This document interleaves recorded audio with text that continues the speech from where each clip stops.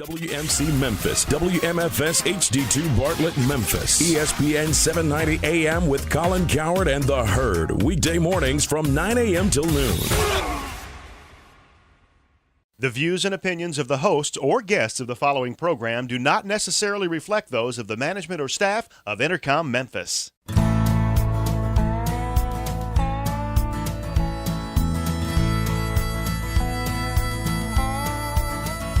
Watch the sunrise, new day's dawning, and it's calling you and me. Where the mighty Mississippi flows by Memphis, Tennessee. We've got woodlands, fields, and water. Hey, there is no better way. You can find out all about it on Outdoors with Larry Ray.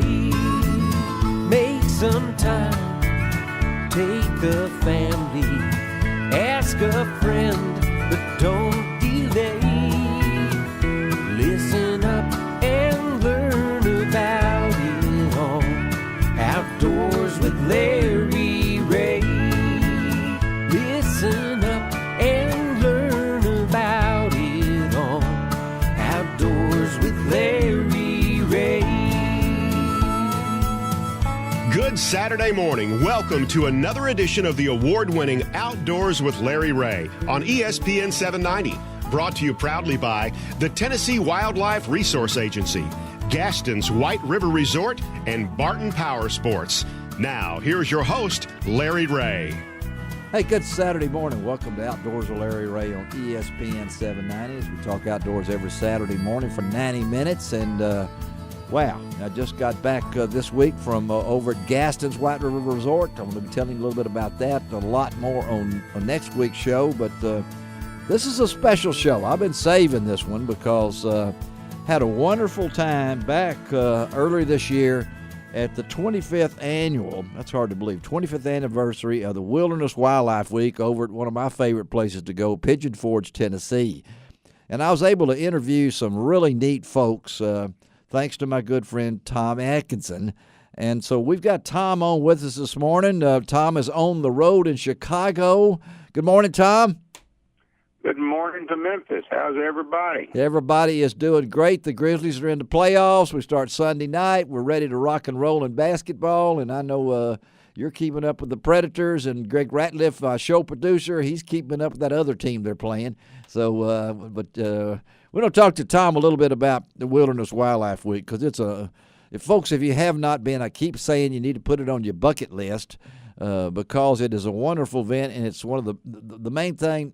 Not only do they have great people there, interesting folks, all the interactions that you got, but it's also one of my favorite events. It's FREE, and that adds a lot to it. But Tom, tell our listeners out there a little bit about Wilderness Wildlife Week, and then also let's break some news about the 2016 event.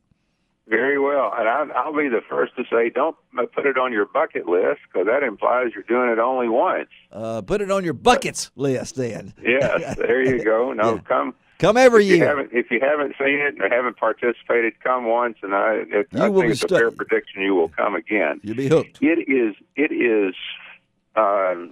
in 2016, starting then, it's going to be a 5-day springtime event. I'll give the dates more than once, but it's going to be May the 18th through the 22nd. Yes. But what is it?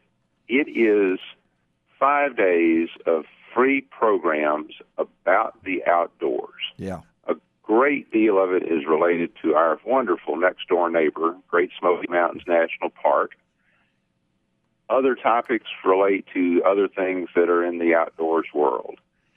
There are photography classes, programs from wildlife experts, art classes, music programs, incredible nature slideshow or photography shows, presentations from folks whose families go back into the mountain history generation after generation.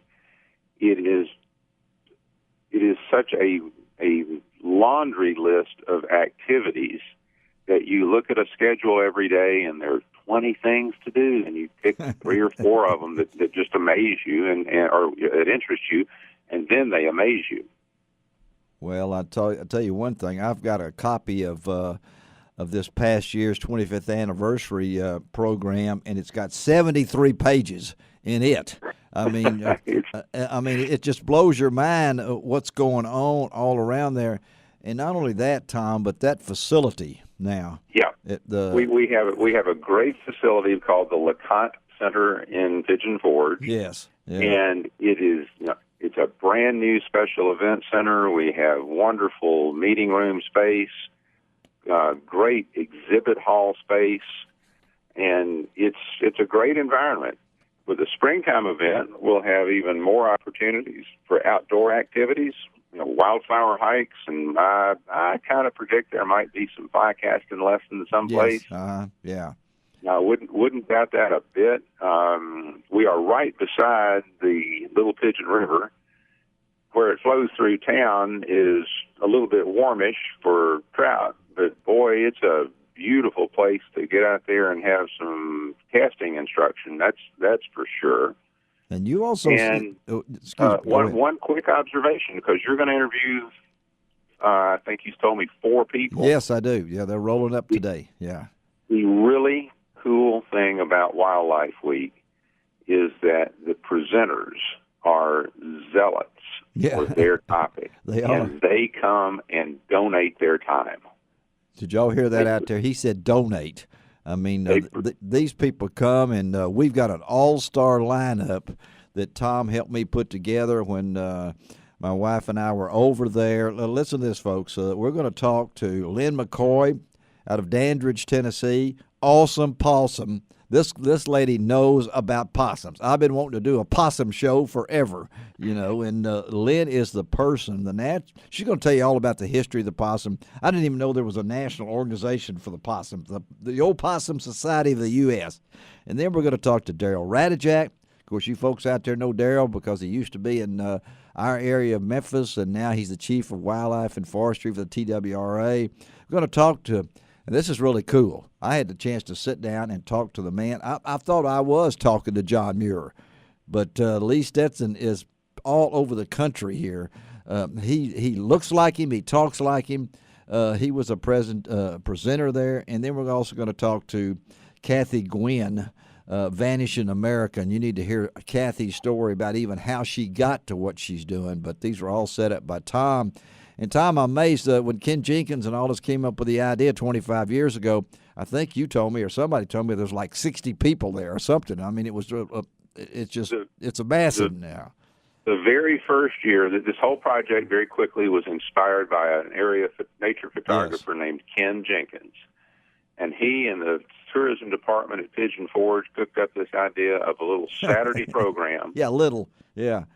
And it really was little. They had 4 events on a Saturday 26 years ago now. Wow. And they were so nervous about people coming, they gave lunch away.